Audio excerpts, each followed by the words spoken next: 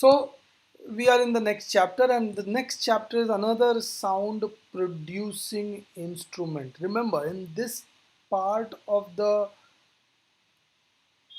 syllabus, we are talking about the instruments which are producing sound. First, we looked at a musical instrument, woodwind instrument. Second, we looked at an instrument like human vocal cord, and third one is a loudspeaker. So loudspeakers are very interesting. I mean, who doesn't like good music coming from a good pair of loudspeakers, right?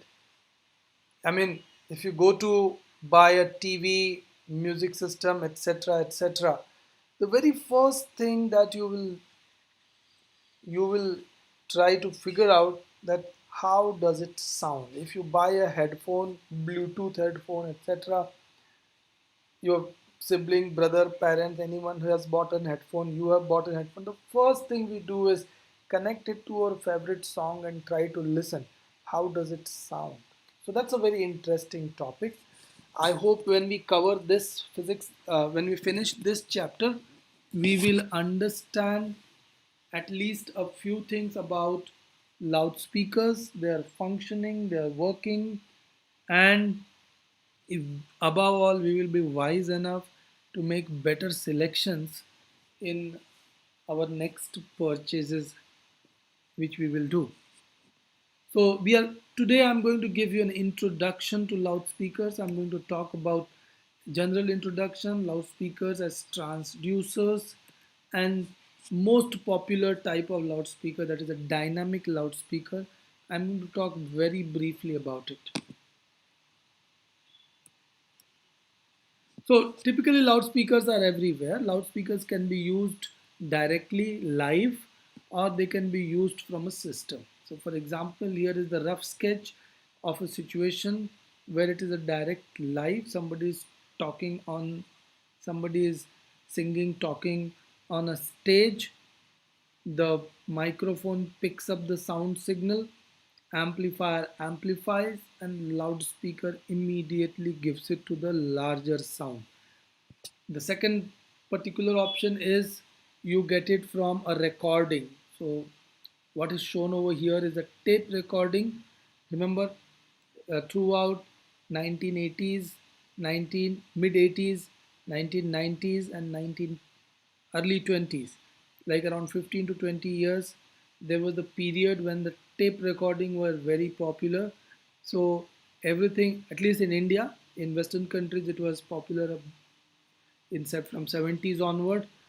So the signal was being picked up from the tape recording and then amplified and loudspeaker. After that, what came was CDs and DVDs. They ruled for 10 years before the internet came and the music went online. So today, like me talking, it is online, signal is being picked up, amplified, and fed it to a loudspeaker, which in turn make you hear.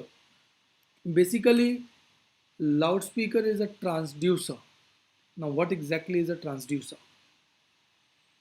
So, remember, a transducer is any device which converts one form of physical signal into another form. The other form mostly is electrical form, but the reverse also happens. So, for example, there could be a resistance transducer. So when you change the resistance, then change in the resistance can be converted into a change in voltage, which can be fed to measure the change in resistance.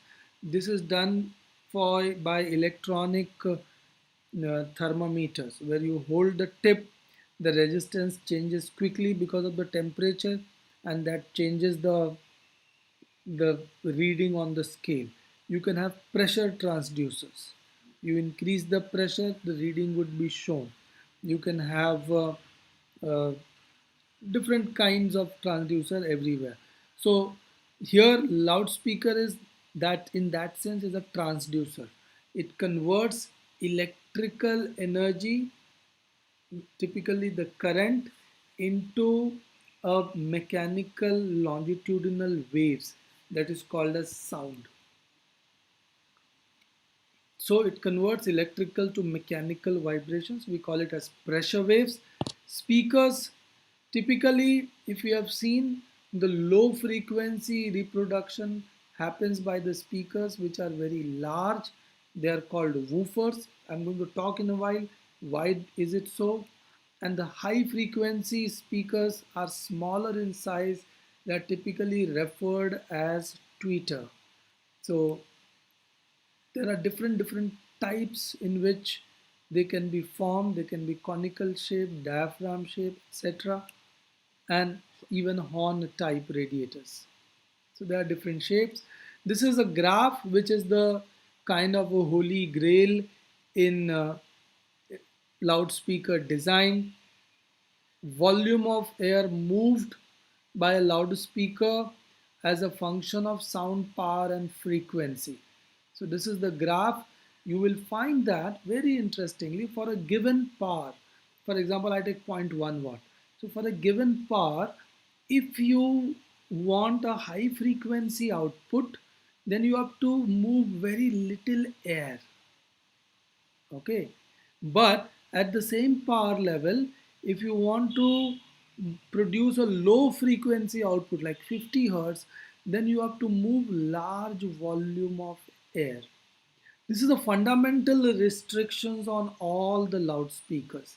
Therefore, typically you will find that the to move large volume of air at 50 hertz, the at lower frequencies you will find that the diaphragm is very large, that you get very large speaker, and at a high frequency you get very small speakers. So why is it so? We will come to that also in a minute.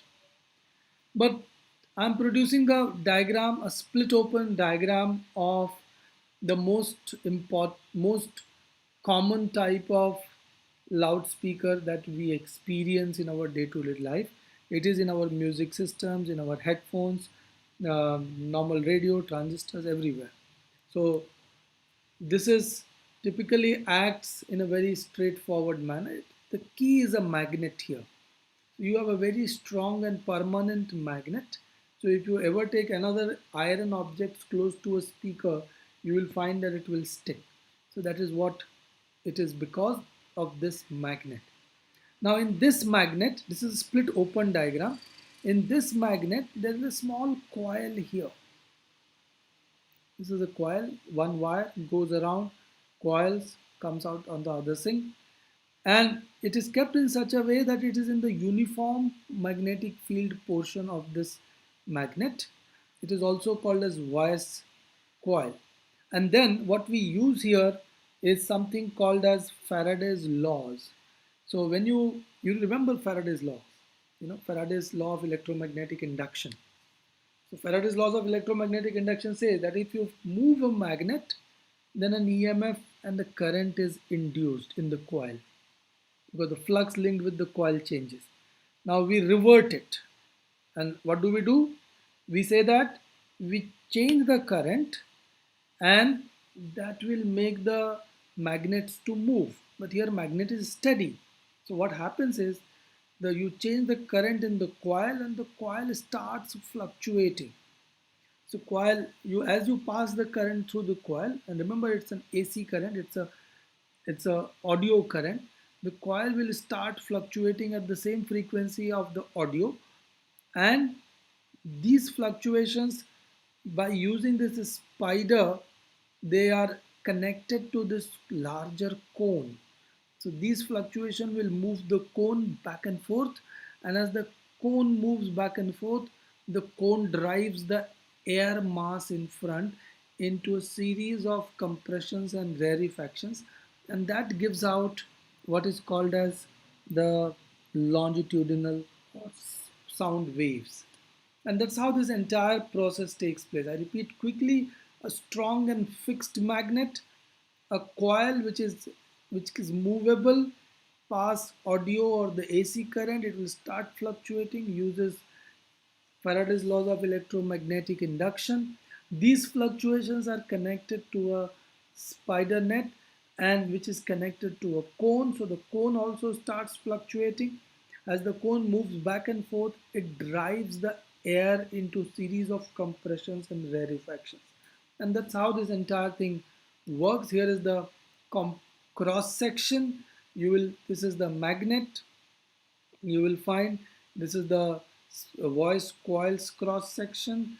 This is the spider or the inner suspension spider coil, which is connected to the cone. The cone moves and back. Remember, this entire assembly, this is not attached, it's free to vibrate back and forth, while the magnet is kept typically on a rigid support.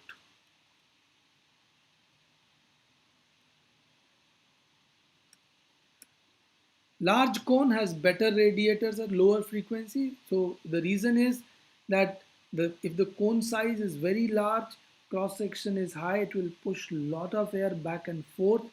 So they become better radiators at lower frequency, but their performance at a higher frequency will deteriorate because their of their mass. Since they are large in size, they have large mass. Since they have large mass, they move very slowly at higher frequency. Very difficult to move at high frequency. So therefore at higher frequencies you need smaller speakers, and that is the fundamental problem in speaker design, that if you want a speaker that can produce sound at all the frequencies, then it is almost impossible from a single speaker. You will need multiple speakers, and we are going to talk about that in the forthcoming lecture. So at this lecture only this much. Thank you so much. I will send you the Google Meet link. Anyone wants to discuss anything can meet, and I will send you the attendance link as well. Thank you.